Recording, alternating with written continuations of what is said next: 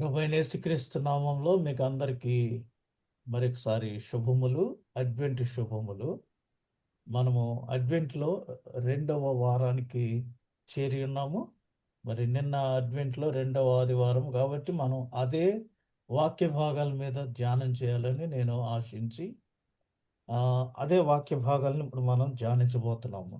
అందుకు గాను మీకా వ్రాసిన గ్రంథం 4వ అధ్యాయం 1 నుంచి 7 వచనాలు, అదేవిధంగా లూకాసు వార్త 1వ అధ్యాయము 26వ వచనం నుంచి 36వ వచనం వరకు ఈ వారానికి పొందుపరచబడిన వాక్య భాగాలు. అడ్వెంట్ టు మీకా 4 అధ్యాయము 1 నుంచి 7 వచనాలు. దయచేసి నేను అందరి మైక్స్ మ్యూట్ చేస్తున్నాను, నాతో సహకరించండి.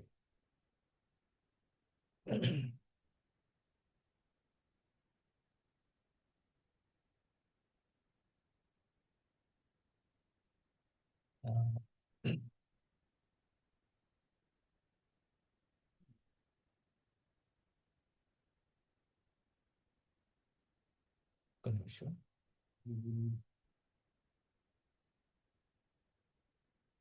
ఇక్కడ మనం అడ్వెంట్ ఈ యొక్క సింబల్ చూస్తే season of hope and expectation. అది మనం చూసినప్పుడు అడ్వెంట్ అనగానే ఎదురు చూచు కాలము లేదా ఎక్స్పెక్ట్ చేస్తున్న సమయము అని మనం దీన్ని అర్థం చేసుకోవచ్చు. యేసుప్రభు 2000 సంవత్సరాల క్రిందట ఈ లోకంలోనికి ఒక దీన బాలుడిగా వచ్చాడు. అప్పటికి వ్రాయబడిన ప్రవచనాలన్నీ నెరవేరి ఆయన మరి విమోచకుడిగా ఈ లోకంలోనికి వచ్చాడు. ఇప్పుడు తిరిగి మరలా ఆయన రానే ఉన్నాడు. దీనినే పునరాగమనము అంటాము. అంచేత ఆ పునరాగమనానికి ఆయన ఎదుర్కొనటానికి మనం అందరము సిద్ధపాటు కలిగి ఉండాలి. అంచేత ఎక్స్పెక్టేషన్ అండ్ హోప్, ఆయన మరలా తిరిగి వస్తాడనే నిరీక్షణతో ఆయన కొరకు ఎదురు చూచుట. ఈ క్రిస్మస్ సమయంలో అడ్వెంట్లో 4 క్రొవ్వొత్తులు మనకి చూపించబడతాయి. మొట్టమొదటిది హోప్ అనగా నిరీక్షణ, రెండవ వారానికి పీస్ అనగా సమాధానము, మూడవ వారం వచ్చి జాయ్, ప్రజలందరికీ కలగబో మహా సంతోషకరమైన శుభవర్తమానము అని చెప్తారు కదా దూత. అది it's a good news for all human kind. అంచేత ఈ సంతోషానికి వెలుగుగా ఈ క్రొవ్వొత్తి వెలిగిస్తాము. దేవుడు లోకమును ఎంతో ప్రేమించి ఆయన తన అద్వితీయ కుమారుని మన కొరకు అనుగ్రహించాడు కాబట్టి ఆ ప్రేమకు గుర్తుగా మరి యొక్క క్రొవ్వొత్తిని క్రిస్మస్ దినాన్న క్రీస్తు క్రొవ్వొత్తిగా ఈ పెద్దగా ఉన్న ఈ వైట్ క్యాండిల్ని మనం లైట్ అప్ చేయటం ఒక ఆచారంగా ఉంది. మనం ఏంటంటే క్రిస్మస్ ఆచరిస్తున్నప్పుడు ఆధ్యాత్మికంగా క్రిస్మస్ ఆచరిస్తాము, ఆచార రీతిలో క్రిస్మస్ ఆచరిస్తాము.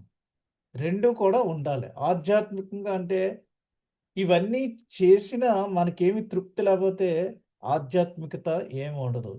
మనం క్రిస్మస్ ఆనందాన్ని ఎవరితోనైనా పంచుకున్నప్పుడు దేవుడు మనల్ని ప్రేమించి ఆయన తన స్వకీయ కుమారుని మనకు అనుగ్రహించాడు. మరి మనము కూడా అదే ప్రేమను ఇతరులకు చూపించి వారితో ఆ ప్రేమను పంచుకున్నప్పుడే నిజమైన క్రిస్మస్ ఆనందం మనకుంటుంది. అదే ఆత్మీయ ఆనందం, ఆత్మీయ క్రిస్మస్. అది ఎలా అంటే క్రిస్మస్ అనేది ఎవరినన్నా మర్చిపోతే వారిని గుర్తు చేసుకునే సమయం కాబట్టి దేవుడు మనల్ని ప్రేమించిన ప్రకారంగా మనము కూడా ఇతరులని ఏదో ఒక కానుకతో ప్రేమించినప్పుడు అది నిజమైన క్రిస్మస్ ఆనందాన్ని మనకి ఇస్తుంది. ఇక్కడ చూస్తే అడ్వెంట్ కాలంలోని క్రొవ్వొత్తులు, ఆశ లేదా నిరీక్షణ. ఇది 30వ తారీఖు నవంబరు మరి ఆచరించి ఉన్నాము. ఈ దినము శాంతి లేదా సమాధానము. ఆయనకిష్టమైన మనుషులకు భూమి మీద సమాధానము కలుగునుగాక. తర్వాత సంతోషము, తర్వాత ప్రేమ, తర్వాత క్రీస్తు క్యాండిల్ ఇది. క్రిస్మస్ దినాన వెలిగించేది. ఇక్కడ మనం చూస్తే యెహోవా మిమ్మును మర్చిపోలేదు. ఆయన మిమ్మును ఆశీర్వదించును. మనం అనుకుంటాం ఒక్కొక్కసారి మనల్ని మర్చిపోయారు. దేవుడు నన్ను గుర్తు చేసుకోలేదు. లేదా మనుషులనైతే డైరెక్ట్‌గా మనం సీతకన్నేసేవేటి, లేదా నన్నసలు మర్చిపోయావు, ఈ మధ్య పలకరించట్లేదు అది ఇది అనుకుంటారు. Christmas is the time to remember each and every one.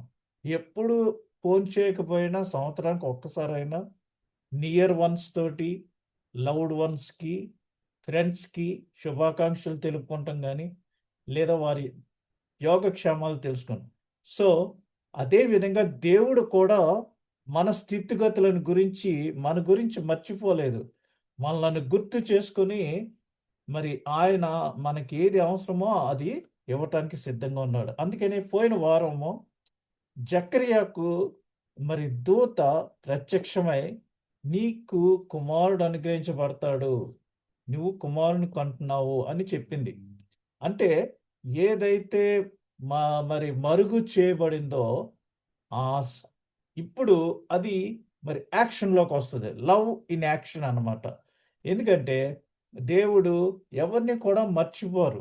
తగిన కాలమందు ఆయన మనల్ని హెచ్చించడానికి గుర్తుపెట్టుకున్నాడు. ఈ దినము నేను మీకందరికీ ఈ వాక్యం పెట్టాను. మీరు చూసుకునే ఉంటారు.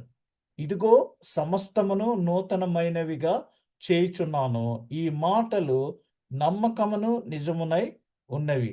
I will make everything new for these words are trustworthy and true. ఇవి నిజమై ఉన్నవి అని చెప్తున్నారు. ఏమి మరి క్రొత్తవిగా చేస్తారు అని ఒకసారి చూస్తే, క్రొత్త ఆకాశము, క్రొత్త భూమి. క్రొత్త ఆకాశము, క్రొత్త భూమి. ఇది దేవుని రాజ్యం యొక్క రాకకు సంబంధించిన విషయాలు. దేవుని రాజ్యము, దేవుని రాకడ వచ్చినప్పుడు, దేవుడు ఈ భూమినంతటిని పాపంతో నిండి ఉండటం వల్ల దీనిని అగ్ని చేత కాల్చివేసి, మరి వేరే క్రొత్త ఆకాశాన్ని, క్రొత్త భూమిని, నూతనమైన యెరూషలేమును సృష్టించబోతున్నాడు. ఆ క్రొత్త భూమి మీద మనమందరము మరి దేవునితో డైరెక్ట్‌గా సహవాసం కలిగి, నిత్యజీవం కలిగి ఉంటాం కాబట్టి, ఇదిగో సమస్తమును క్రొత్తవాయెను, నూతనముగా చేయుచున్నాము అని చెప్తున్నారనమాట. ఇప్పుడు 50 సంవత్సరాలైతే బిల్డింగ్ పడగొట్టేసి మరలొక బిల్డింగ్ ఎలా కడతారో, దేవుడు ఇదంతా సృష్టి చేసినప్పుడు, పాపము లేకుండా ఉండటానికి ఆయన ఇదంతా సృష్టిస్తే, ఆదాము చేసిన పాపం వలన దేవునికి, మనకి ఉన్న ఆ రిలేషన్ దెబ్బతిని, మరి ఆదాము ఏదెను తోటలోంచి గెంటి వేయబడ్డాడు. అయితే దేవుడు అప్పటినుంచి మరి మనము నశించిపోవటం ఆయనకిష్టం కాదు కాబట్టి, ఆయన తిరిగి మనలను తన దగ్గరికి చేర్చుకుంటానికి తన స్వకీయ కుమారుడినే మనకి పంపించి, ఆయన ద్వారా మనకి విమోచనను అనుగ్రహించున్నాడు. కాబట్టి ఇది సమాధానముతో కూడిన నిరీక్షణ, లేదా మనము మెస్సీయ వస్తాడని ఎదురు చూచుచున్న ఆ ప్రవచనాలన్నీ నెరవేరినయి. ఇప్పుడు దేవుని రాజ్యం వచ్చినప్పుడు మనకి సమాధానము కలుగుతుంది. ఇక్కడ మనం చూస్తే ఈ సమాధానం మరి లూకా సువార్తలో 2వ అధ్యాయం 13వ వచనం. వెంటనే పరలోక సైన్య సమూహము ఆ దూతతో కూడా ఉండి, సర్వోన్నతమైన స్థలములలో దేవునికి మహిమయు, ఆయనకిష్టులైన మనుష్యులకు భూమి మీద సమాధానము కలుగునుగాక అని దేవుని స్తోత్రం చేయుచుండెను. క్రిస్మస్ కాలంలో మనము అనేకమైన కీర్తనలు, పాటలు పాడుతుంటాం. వాటన్నిటిలో మనము చెప్పవలసిన సందేశం ఏంటంటే, దేవుని కొరకు మనము నిరీక్షణ కలిగి ఉండటం, సమాధానము, సంతోషము, దేవుని ప్రేమ. ఈ 4 అంశాలే మనం పాడే పాటలన్నిటిలోనూ మరి వ్యక్తపరచబడతాయి. అంచేత భూమి మీద ఆయనకిష్టులైన మనుషులకు సమాధానము కలుగును గాక. ఎందుకంటే ఆయన సమాధాన అధిపతి. సమాధానానికే అధిపతి. He's prince of peace, lord of lords. ఇప్పుడు మనం చూసినట్లయితే మీకా గ్రంథంలో మరి ఈ వారానికి, ఈ దినానికి సంబంధించిన వాక్య భాగం ఏంటంటే 4వ అధ్యాయము మొదటి 7 వచనాలు. అంత్య దినములలో యెహోవా మందిర పర్వతముల శిఖరమున స్థిరపరచబడి కొండల కంటే ఎత్తుగా ఎత్తబడగా ప్రవాహము వచ్చినట్లు జనులు దానిలోనికి వత్తురు. కాబట్టి ఆ కాలమున అన్యజనులు అనేకులు వచ్చి సియోనులో నుండి ధర్మశాస్త్రమును, యెరూషలేములో నుండి యెహోవా వాక్కును బయలువెళ్ళును. యాకోబు దేవుని మందిరమునకు, యెహోవా పర్వతమునకు మనము వెళ్ళుదము రండి. ఆయన తన మార్గముల విషయమై మనకు బోధించును. మనము ఆయన త్రోవలలో నడుచుకొందము అని చెప్పుకొందరు.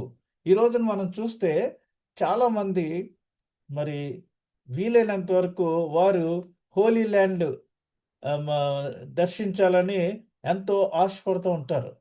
అందుకనే దేవుని మందిరమునకు, యెహోవా పర్వతమునకు మనము వెళ్ళుదము రండి అని ఒకరికొకరు ప్రోత్సహించుకుని రకరకాల ప్యాకేజీలతో వెళ్ళి ఆ యెరూషలేమును దర్శించి వస్తున్నారు.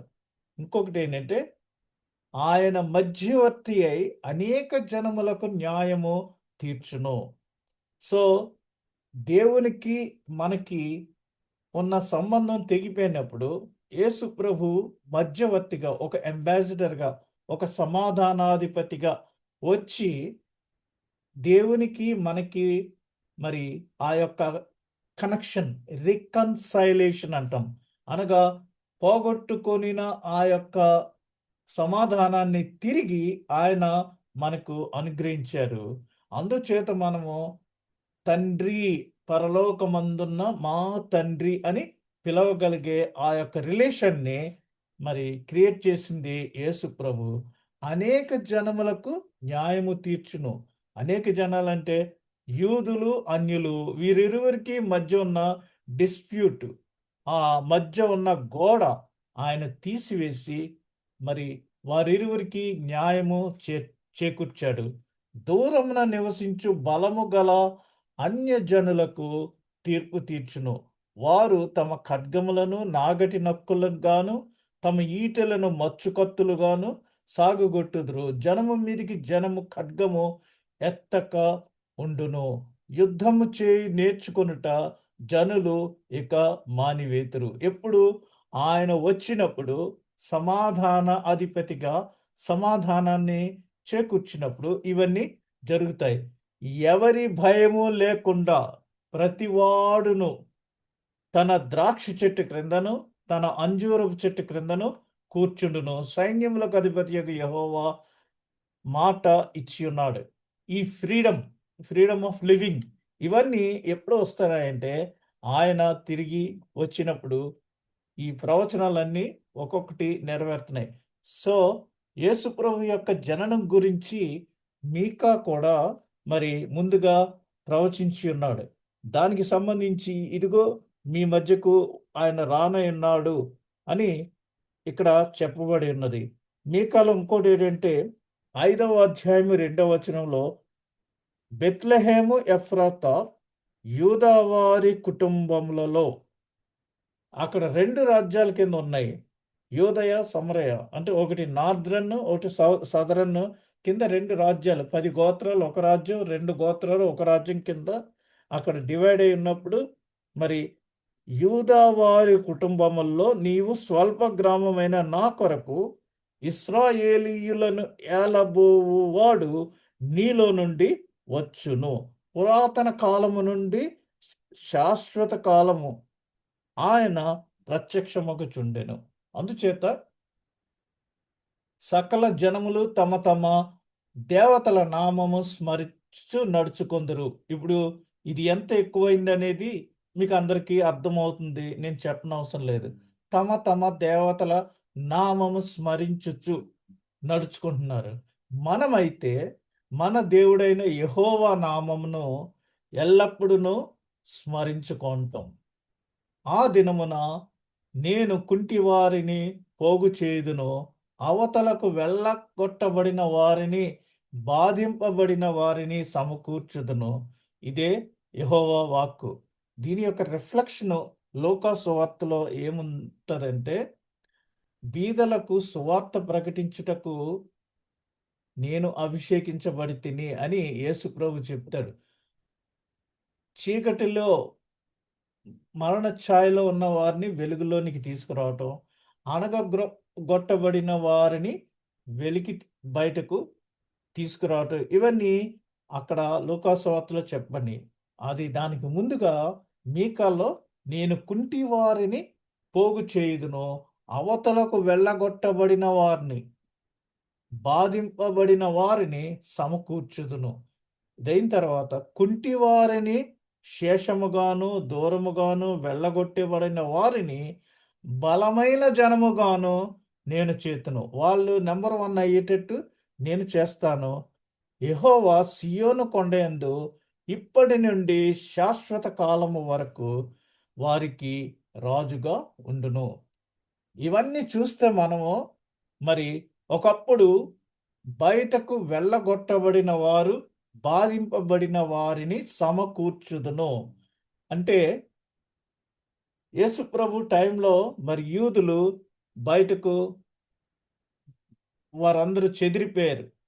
సో, ఇప్పుడు మరలా ఆయన వచ్చే సమయానికి చెదిరిపోయిన యూదులందరూ కూడా యెరూషలేము పట్టణానికి వారు రాబోతున్నారు. మనం చూస్తే యూదుల యొక్క DNA చెక్ చేసి వారందరూ వస్తున్నారు. వారికి ఇమ్మీడియేట్‌గా అకామిడేషన్ ఇవన్నీ కూడా వాళ్ళ గవర్నమెంటు ఇస్తుంది. ఇవన్నీ మనం రోజు న్యూస్‌లో చూస్తుంటాం. అయితే ఒకప్పుడు టెలవీవ్ క్యాపిటల్‌గా ఉండేది. ఇప్పుడు మరి అది యెరూషలేముగా క్యాపిటల్ మారిపోయింది. ఇవన్నీ కూడా ఏంటంటే యేసుప్రభు యొక్క పునరాగమనమునకు సూచనలుగా ఉన్నాయి. ఎందుకంటే అంతకుముందు మనం చదివిన దాంట్లో యెరూషలేము పట్టణము అక్కడికి చూసారు కదా!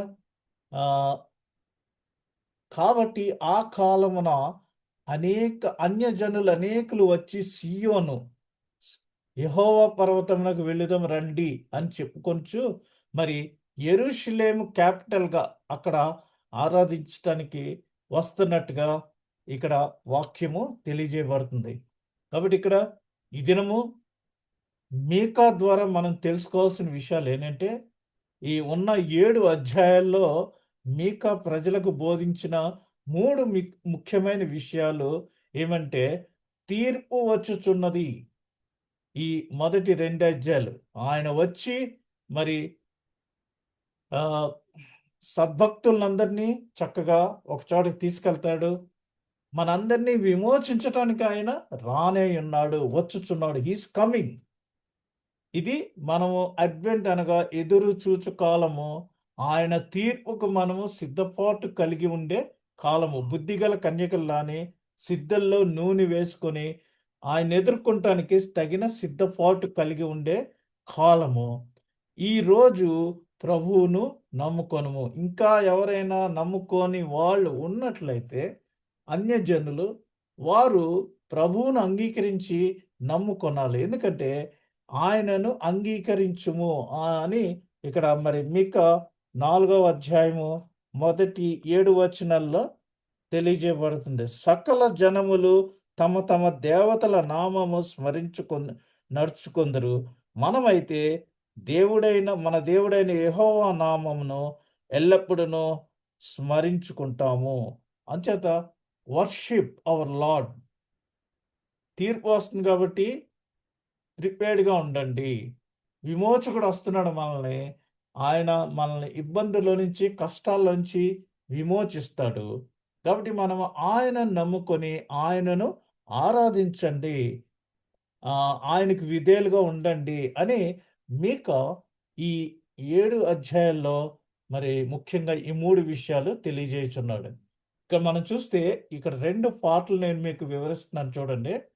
నమస్కరింపరండి దావీదు పుత్రుని. ఇందాక మరి ఇశ్రాయేలీయులను ఏలటానికి ఒక దావీదు గోత్రంలోంచి ఒక పర్సన్ వస్తాడు అని మరి ప్రవచనాలు చెప్పబడినాయి. ఇక్కడ చూస్తే నమస్కరింపరండి దావీదు పుత్రుని శ్రీయేసు రక్షకుండు ఏ తెంచే భూమికి న్యాయంబు లోకమందు స్థాపించి నిత్యము. అంతకుముందు మనం చూసుకుంటే ఆ యెరూషలేము లేదా ఇజ్రాయెల్ దేశాన్ని మరి అనేక మంది రాజులు పరిపాలించారు. వారి పేర్లు చాలా ఉన్నాయి.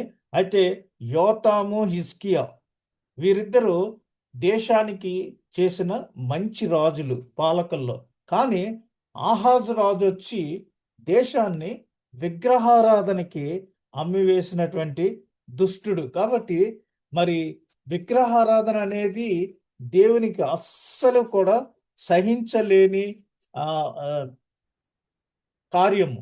ఆ విగ్రహారాధన అంటే కేవలం ఏదో సృష్టాన్ని పూజించడం అనే మనం అనుకుంటాం కాదు. కానీ మరి విగ్రహారాధన అంటే ఒక్క విషయంలో మనం అర్థం చేసుకోవాల్సింది ఏంటంటే, ప్రస్తుత పరిస్థితుల్లో, ప్రస్తుత దినాల్లో మెటీరియలిజం ఎక్కువైపోయింది. అనగా ధనము, బట్టలు, కార్లు, ఇళ్ళు ఇవన్నీ ఎక్కువగా విపరీతమైన క్రేజీగా వాటిని ప్రేమించటం, ఆ వస్తువుల్ని మనం ఆరాధించటం ఇవన్నీ కూడా విగ్రహారాధనే.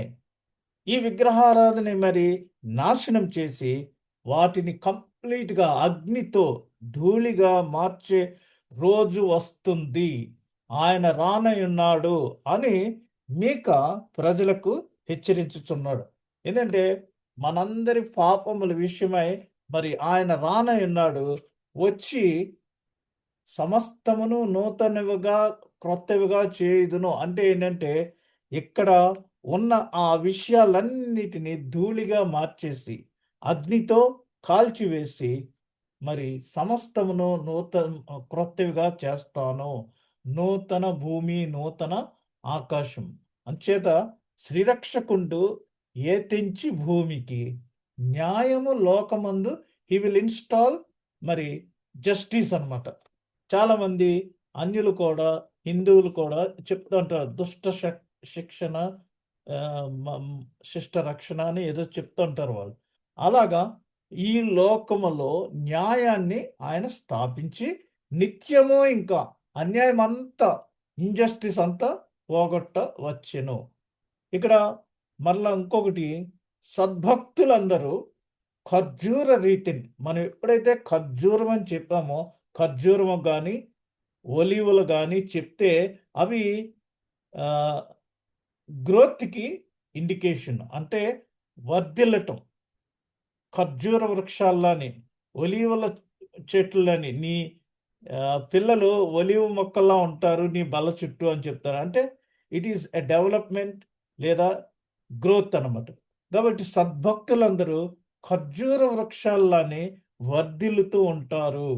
భూరాజులందరూ ఇప్పుడు వరకు ఇశ్రాయేలీలకున్న ఈ భూరాజులందరూ కూడా, దిగంతవాసులైన భూరాజులందరూ శ్రీ యేసు చరణంబుల్ నమస్కరింతురు. వీళ్ళందరూ కూడా యేసును నమస్కరించే రోజులు వస్తున్నాయి. భూలోక వాసులైన జనంబులందరూ క్రీస్తు స్వాధీనమందు జీవింతురెప్పుడు. కాబట్టి ఆయన తిరిగి వచ్చినప్పుడు ఇవన్నీ మార్చేసి సమస్తాన్ని క్రొత్తగా చేసి ఎవరైతే సద్భక్తులుగా ఉంటారో వారందరూ కూడా క్రీస్తు స్వాధీనంలో ఇంక ఎప్పుడు జీవిస్తారు, నిత్య జీవాన్ని కలిగి ఉంటారు.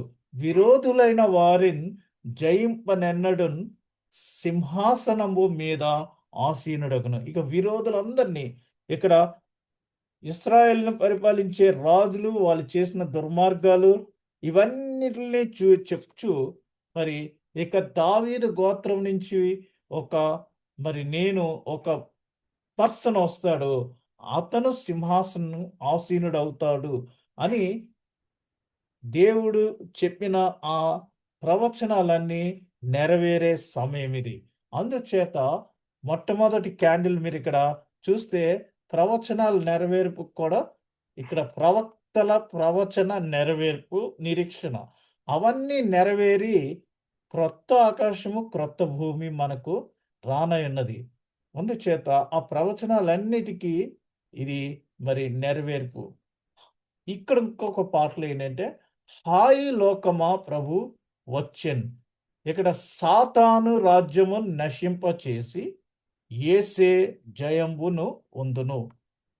ఈ అర్మజిడ్డోన్ అనే ప్రాంతంలో యుద్ధము జరిగినప్పుడు మరి ఫైనల్‌గా యేసు ప్రభు తన యొక్క రాజ్యాన్ని స్థాపిస్తాడు. అక్కడ సమాధానము అన్నీ ఉంటాయి కాబట్టి సాతాను రాజ్యమున్ ఇక నశింపచేసి పాపము, దుఃఖము ఇవేమి ఉండవో రక్షణ, సుఖక్షేమముల్ ఇకెప్పుడు కూడా ఉంటాయి. సునీతి సత్యకృపలన్ రాజ్యంబు నేలును. భూజనులారా మ్రొక్కుడి స్తోత్రార్హుడాయనే.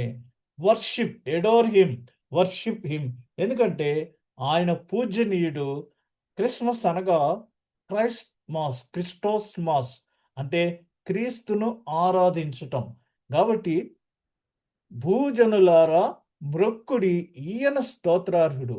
ఎందుకంటే దావీదు సింహాసనం ఆసీనుడయ్యేవాడు మనకు మరి ఈ లోకంలోనికి న్యాయం చేకూర్చటానికి, భూరాజులందరినీ అణచివేయటానికి ఆయన వచ్చి ఉన్నాడు కాబట్టి సాతాను రాజ్యాన్ని నశింపచేసి మరి నిత్యము ఆయన మరి ఏల్తాడు కాబట్టి నిత్యము ఇదిగో సదాకాలం నేను మీతో ఉన్నానని చెప్పాడు. ఇప్పుడు ఆల్ఫాయు ఒమేగాయు ఆయనే. భూజనులారా మ్రొక్కుడి స్తోత్రార్హుడాయనే, స్తోత్రార్హుడాయనే. ఆయన పూజింపదగిన వాడు కాబట్టి ఆయనను మనము మరి ఆరాధించాలి. Adore him. ఆయన పూజ్యనీయుడు కాబట్టి క్రిస్మస్ అంటేనే క్రీస్తు యొక్క ఆరాధన. వెరీ సింపుల్‌గా. అది మనం ఇప్పుడు చేయవలెను. అది నమ్మి చేసినప్పుడు మనము క్రిస్మస్ ఆనందాన్ని నిజంగా పొందుకోకుంటాం. రెండవ వాక్య భాగంగా పోయిన వారము మరి యోహాను యొక్క పుట్టుక ఆహ్, ఉపోద్ఘాతం మనం ధ్యానించి ఉన్నాము.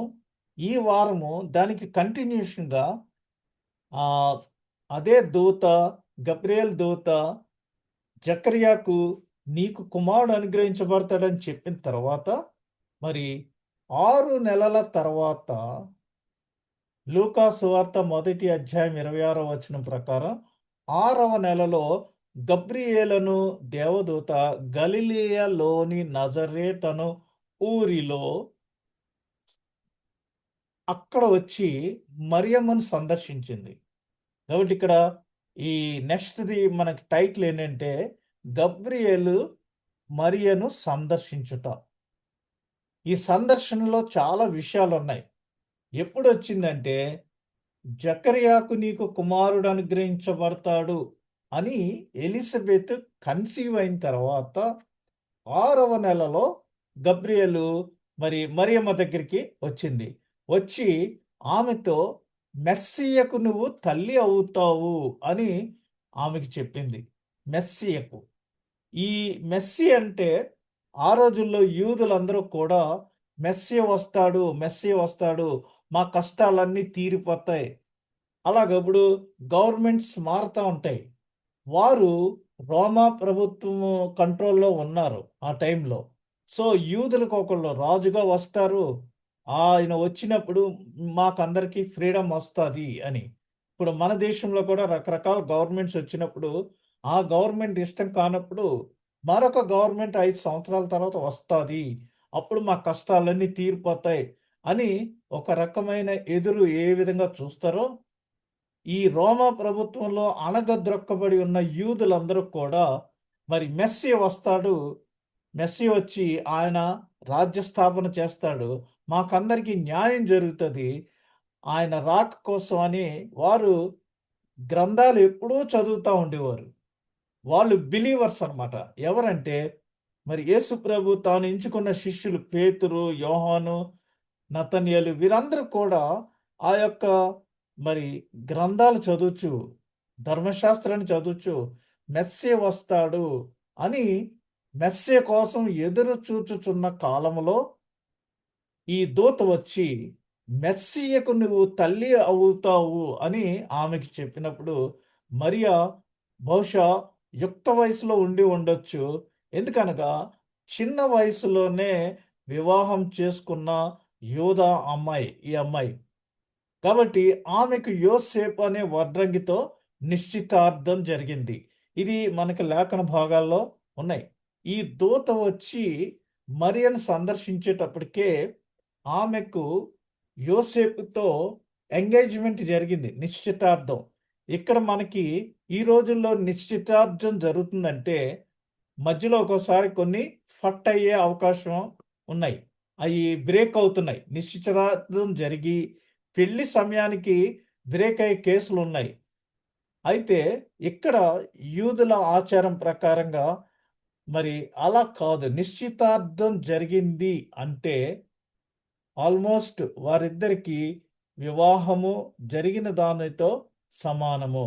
ఈమె దావీదు వంశము నుండి వచ్చింది. ఎలా అంటే మనం యు ఈ జీనియాలజీ ఒకసారి చూస్తే లూకా సువార్త 3వ అధ్యాయం 31వ వచనంలో ఎల్యాకీము మెలియాకు, మెలియా మొన్నాకు, మొన్నా ముత్తతాకు, ముత్తత నాతానుకు, నాతాను దావీదుకు. సో దేవుడు చెప్పిన ప్రవచనం ప్రకారం దావీదు గోత్రములో నుండి, దావీదు వంశంలో నుండి మరి వస్తాడు అని చెప్పినప్పుడు ఇక్కడ 1వ అధ్యాయం 27వ వచనంలో దావీదు వంశస్థుడైన యోసేపు అను ఒక పురుషునికి ప్రదానము చేయబడిన కన్యక యొద్దకు దేవుని చేత పంపబడెను. ఆ కన్యక పేరు మరియా. ఎవరు పంపబడ్డారంటే ఈ గబ్రియేలు అను దూత దేవుని చేత మరి ఆమె దగ్గరికి పంపబడెను. ఆ కన్యక పేరే మరియా. ఇది మరి యేసు ప్రభు యొక్క రాకకు మునుపు సుమారుగా 700 సంవత్సరముల క్రిందటే. మీకా అయితే 500 సంవత్సరం ఆ టైంలో. యెషయా 700 సంవత్సరాలు బిఫోర్ క్రైస్ట్ ఆయన ప్రవచించాడు. ఏంటంటే 14వ వచనం, కాబట్టి ప్రభు తానే ఒక సూచన మీకు చూపును, ఆలకించుడి. కన్యక గర్భవతి అయి కుమారుని కని అతనికి ఇమ్మానుయేలను పేరు పెట్టును అని 700 సంవత్సరాల క్రిందటే యెషయా ప్రవచించి జరగబో విషయాలు దేవుడు మనకు పొందుపరిచాడు. అందుకనే ప్రవచనముల నెరవేర్పు నిరీక్షణ. ఆ యూదులందరూ కూడా నిరీక్షణ కలిగి మెస్సియ వస్తాడు, మెస్సియ వస్తాడని చూస్తున్నారు. ఆ టైంలో మరి ఈ ప్రవచనాలన్నీ నెరవేరినాయి కాబట్టి ప్రవచనాల నెరవేర్పుకు సందర్భంగా మనము ఒక క్రొవ్వొత్తిని వెలిగిస్తున్నాం. అయితే ఇప్పుడు మనం ఉన్న సమయం ఏంటంటే యేసు ఏ క్షణమైనా రానయున్నాడు. ఆయన వచ్చి మరి తీర్పు తీర్చనయున్నాడు కాబట్టి ఆ తీర్పుకు మనము తగిన విధంగా సిద్ధపాటు కలిగి ఉండవాలనని మీకా ముందుగానే మనకి తెలియజేసి ఉన్నాడు. ఇమ్మానుయేల్ అనే పేరుకి భాషాంతరంలో దేవుడు మనకు తోడు. ఆ రోజుల్లో మరి మరియమ్మకి నిశ్చితార్థం జరిగింది వివాహముతో సమానం. ఎందుకంటే నిశ్చితార్థాన్ని విచ్ఛిన్నం చేయుట విడాకులతో సమానం అది. ఇక్కడ మనకేంటంటే ఈ రోజుల్లో నిశ్చితార్థాలు జరుగుతున్నాయి. కానీ కొన్ని ఫెయిల్ అయ్యి పెళ్ళిళ్ళు కూడా అవ్వకోకుండా బ్రేక్ అయ్యే కేసులు మనం ఎన్నో చూస్తున్నాం. కానీ ఇక్కడ యూదుల ఆచారంలో మరి నిశ్చితార్థం జరిగిందంటే అది ఆల్మోస్ట్ మ్యారేజ్ అయిపోయినట్టే. వారు వివాహము చేసుకొనక ముందే యోసేపును ఆమె భర్తని ఎందుకు పిలిచారో దానికి ఇదే అర్థం. ఎందుకంటే మత్తయి సువార్తలో ఏం రాశారు? 1వ అధ్యాయం 19వ వచనం, కేవలము వాళ్ళిద్దరికీ ఎంగేజ్మెంట్ అయింది, నిశ్చితార్థమైంది. కానీ ఆమె భర్త అయిన యోసేపు అని చెప్తున్నాడు. అంటే ఒకసారి నిశ్చితార్థమైందంటే ఆల్మోస్ట్ దే ఆర్ మ్యారీడ్ అన్నమాట. అందుకనే ఆమెను ఆ, భర్త యోసేపు అని సంబోధిస్తున్నారు. ఆమె యోసేపుతో ప్రదానం చేయబడిన భర్త అని ఇక్కడ సంబోధిస్తున్నారు. ఎందుకంటే యూదుల ఆచారం చొప్పున ఒకసారి నిశ్చితార్థం జరిగితే అది వివాహంతో సమానం. ఆ నిశ్చితార్థాన్ని బ్రేక్ చేయటం అంటే విడాకులతో సంబంధం, విడాకులతో సమానం అనమాట. అందుచేత ఆమె భర్త అయిన యోసేపు నీతిమంతుడై ఉండి ఆమెను అవమానపరచనొల్లక రహస్యంగా ఆమెను విడనాడ ఉద్దేశించెను. మరి ఈ విధంగా వారిద్దరూ ఎంగేజ్మెంట్ చేసుకున్నారు, కానీ వారు ఇంకా వివాహం అవ్వలేదు. మరి ఈ సమయంలో ఆమె గర్భవతి అయి ఉండుట, ఈ విషయాలన్నీ యోసేపు చాలా సాఫ్ట్గా ఆలోచించి ఏమీ మాట్లాడుకోకుండా, ఆమెనేమి అవమానపరచుకోకుండా సీక్రెట్గా క్వైట్గా ఆమెను వదిలేద్దాము అని నిర్ణయించుకున్నాడు. అయితే మరి అది ఆయన ఉద్దేశం. అయితే తర్వాత దూత మరి యోసేపుకు కనిపించి, ఇదే గబ్రియెల్ దూత మళ్ళా తనకి వర్తమానాన్ని అందించింది. ఈ విషయం మనకందరికీ తెలుసు. అయితే ఈ స్త్రీ మరియా దైవభక్తి కలిగి ఉన్నప్పటికీ మరి అది ఆ పాత్ర కాదు. అంటే ఈ లోకంలో అనేక మంది స్త్రీలు మరి దైవభక్తి కలిగి ఎంతో నిష్టగా ఉంటారు. అయితే దేవుని కృప ఆమెను ఎంపిక చేసింది. దేవుని కృప మరి దేవుని ఎంపికగా చేసింది. దేవుడు ఆమెను ఈ భూలోకంలో ఉన్న స్త్రీలందరిలో ఆమెను దేవుడు తన కుమారుని కొరకు సెలెక్ట్ చేసుకున్నాడు, ఎంచుకున్నాడు. కాబట్టి యాక్చువల్గా మరియ పాత్ర కాదు, కానీ దేవుని కృప ఆమెను ఎంపిక చేసింది. అందుకని ఎఫెసీ పత్రిక 1 అధ్యాయం 6 వచనంలో మనము తన ఎదుట పరిశుద్ధులమును నిర్దోషులమునై ఉండవలెనని జగత్తు పునాది వేయబడక మునిపే ప్రేమ చేత ఆయన క్రీస్తులో మనలను ఏర్పరచుకొనెను. చూసారా దీనికి ఆరిజిన్ ఎక్కడుందో? జగత్తు పునాది వేయబడక మునిపే మనం ఏంటి, ఎవరము, ఏం చేస్తాము అనేది క్రీస్తులో మనలను ఏర్పరచుకొనెను అనేసి పౌలు గారు చాలా క్లియర్గా మనకి తెలియజేస్తున్నారు. కాబట్టి దేవుని కుమారుడు భూమికి వచ్చుట అనగా, మనము పాట పాడుతూ ఉంటాం కదా, గగనము నుండి దిగి ఘనుడు గబ్రియేలు దూత. అంటే పరలోకం నుంచి ఆమె మెసేజ్ తీసుకుని వచ్చింది. దూత, ఆమె అనకూడదు, దూత మెసేజ్ తీసుకుని వచ్చింది. దేవుని కుమారుడు భూమి మీదకు వచ్చుట అనగా మన వ్యక్తిగత రక్షణ మాత్రమే కాదు, దేవుడు తన ప్రజలైన ఇశ్రాయేలీయులకు చేసిన వాగ్దానముల నెరవేర్పు కూడా. ఇందాక నేనేం చెప్పాను? ప్రవచనముల నెరవేర్పు. ఇప్పుడు దేవుడు ఒకసారి వాగ్దానం చేసింది, అది నెరవేరుస్తున్నాడు.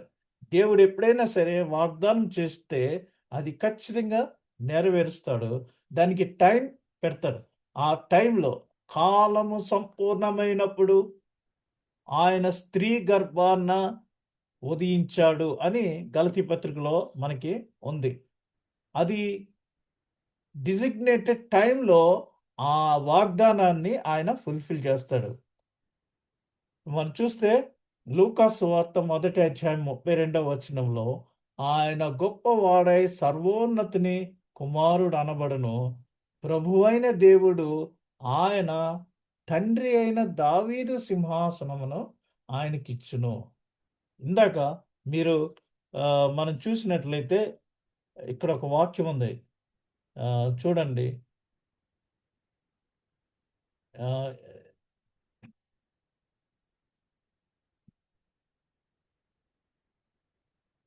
చూడండి, ఇర్మియా గ్రంథము 33 అధ్యాయము 14 వచనం. ఇది ఇర్మియా పాత నిబంధనలో మనకు తెలియజేసింది. యెహోవా వాక్కు ఇదే, ఇశ్రాయేలీల వంశస్థులను గూర్చియు యూదా వంశస్థులు. నేను చెప్పాను కదా, 2 రాజ్యాలు ఉన్నాయి. ఒకటి నార్త్, ఒకటి సౌత్, ఒకటి ఇస్రాయేలు రాజ్యము, ఒకటి యూదా వంశస్థుల రాజ్యం. వీరిద్దరి గురించి ఆయన చెప్పిన మంచి మాట నెరవేర్చు దినములు వచ్చుచున్నవి. యెహోవా ఇలాగ సెలవిచ్చుచున్నాడు, ఇశ్రాయేలు వారి సింహాసనము మీద కూర్చుండువాడొకడు దావీదునకుండక మానడు. దావీదు నుంచి నీ గోత్రంలోంచి ఒకడు వస్తారు ఈ సింహాసనాన్ని ఆసీనుటకి అని దేవుడు ముందుగానే ఇర్మియా ప్రవక్త ద్వారా తెలియజేశాడు, యెషయా ప్రవక్త ద్వారా తెలియజేశాడు, మీకా ద్వారా కూడా మనకి ఈ విషయాన్ని తెలియజేశాడు. ఏంటంటే దావీదు సింహాసనమును ఆయనకిచ్చును. దావీదు సింహాసనం ఇప్పుడు మీరు హోలీ ల్యాండ్ వెళ్ళి చూస్తే ఇట్స్ దావీదు పట్టణము, దావీదు పట్టణము అని అక్కడ చెప్పబడుతుంది. సాల్మన్ గురించి మాట్లాడతారు. సొలొమోను మహారాజు ఈ దేవాలయం కట్టించాడని, కింగ్ డేవిడ్ ఆ ప్రాంతం అంతా ఈ రెండు పేర్లు ఎక్కువగా మనకి వినిపిస్తుంటాయి. అంతే దేవుడు మరి చెప్పిన విధంగా దావీదు సింహాసనం మీద ఆసీనుడవటానికి ఒకడు ఉండక మానడు అని చెప్పారు. ఇక్కడ లూకా సువార్త 1:33 వచనంలో ఆయన యాకోబు వంశస్థులను యుగయుగములు ఏలును, ఆయన రాజ్యము అంతము లేనిదై ఉండునని ఆమెతో చెప్పెను. అందుకే ఇందాక నేను చెప్పిన పాటలో ఆయన వచ్చి అన్యాయమంతా పోగొట్టి ఆయన రాజ్యమును స్థాపించి న్యాయముతో ఈ అంతము లేకుండా నిత్యము ఆయన తన రాజ్య పరిపాలన చేస్తాడు. శాంతి, సంబంధాలు, కృప అన్నీ నిత్యము ఉంటాయి అని అక్కడ పాటలో మనం చూసాం.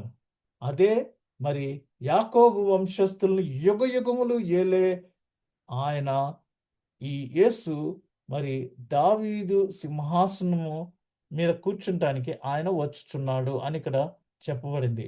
యెషయా గ్రంథంలో మనం చూస్తే 9వ అధ్యాయం 6వ వచనం, ఏలయనగా మనకు శిశువు పుట్టెను, మనకు కుమారుడు అనుగ్రహింపబడెను, ఆయన భుజం మీద రాజ్యభారముండును. ద గవర్నమెంట్ అంతా ఆయన భుజం మీద ఉంటుంది. ఆశ్చర్యకరుడు, ఆలోచనకర్త, బలవంతుడైన దేవుడు. 3 క్యారెక్టర్స్ అక్కడ చెప్తున్నారు. ఆశ్చర్యకరుడు, ఆలోచనకర్త. ఈ రోజుల్లో లీడర్స్ ఉంటున్నారు, వాళ్ళకి ఆలోచనలు లేవు సరిగా, బలవంతులు కాదు.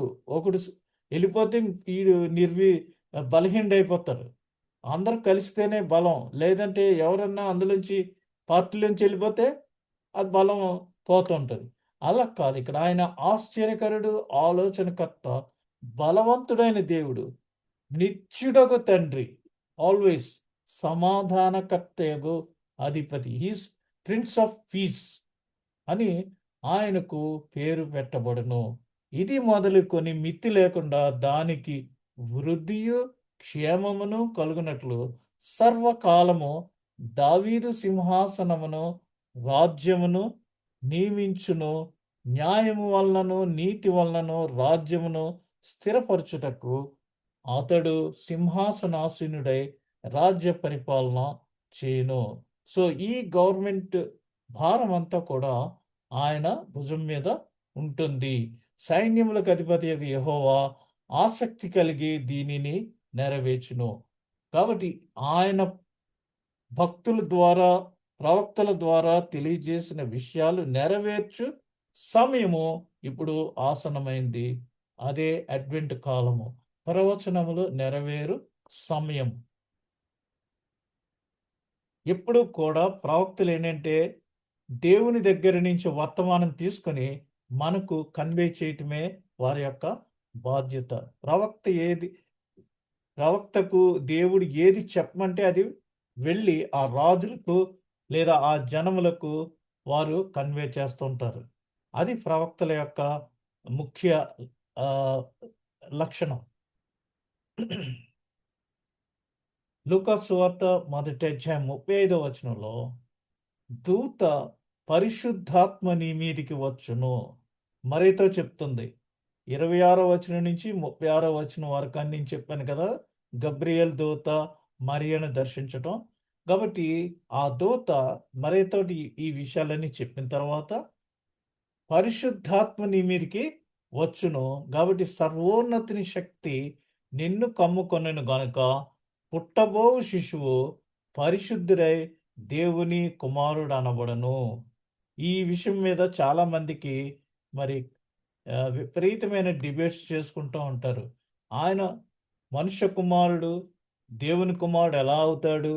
స్త్రీ గర్భాన్ని జనిస్తే దేవుని కుమారుడు ఎలా అవుతాడంటే, ఇది సర్వశక్తిని శక్తి, సర్వోన్నతిని శక్తి ఆమెను కమ్ముకొనును గనుక పుట్టబోవు శిశువు పరిశుద్ధుడై దేవుని కుమారుడు అనబడును అని ఇక్కడ చెప్పబడుతుంది. హెబ్రీ పత్రిక 4వ అధ్యాయం 15వ వచనంలో మన ప్రధాన యాజకుడు మన బలహీనతల యందు మనతో సహానుభావం లేనివాడు కాడు గాని సమస్త విషయములలోనూ మన వలనే శోధింపబడినను ఆయన పాపం లేనివాడుగా ఉండెను. ఆయన మానవుడిగా స్త్రీ యొక్క గర్భాన్ని జనించినప్పటికీ మనతో సహానుభావం లేనివాడు కాడు గాని అన్ని విషయముల్లో మనలానే శోధింపబడ్డాడు. అయినా ఆయనలో ఏమీ పాపము లేకుండా ఉన్నాడు. అందుచేత ఆయన మనకు ప్రధాన యాజకుడు. మనము మరి చివరిగా మన బాధ్యత ఏంటంటే రోమాపత్రిక 12వ అధ్యాయము 1వ వచనము. కాబట్టి సహోదరులారా, పరిశుద్ధమును దేవునికి అనుకూలమునైన సజీవ యాగముగా మీ శరీరములను ఆయనకు సమర్పించుట కొనుడని దేవుని వాత్సల్యమును బట్టి మిమ్మును బతిమాలు కొనుచున్నాను. ఇట్టి సేవ మీకు యుక్తమైనది. Submit your self. ఎందుకంటే మీకా మనకేంటి హెచ్చరించాడు? ఆయన త్వరగా రానయ్యున్నాడు. విమోచకుడు మనకి వస్తున్నాడు. ఆయన జడ్జిమెంట్ వస్తుంది. విమోచకుడు వస్తున్నాడు. కాబట్టి ఆరాధించండి. ఎలా? సజీవ యాగముగా మీ శరీరములను ఆయనకు సమర్పించుకొనుడి.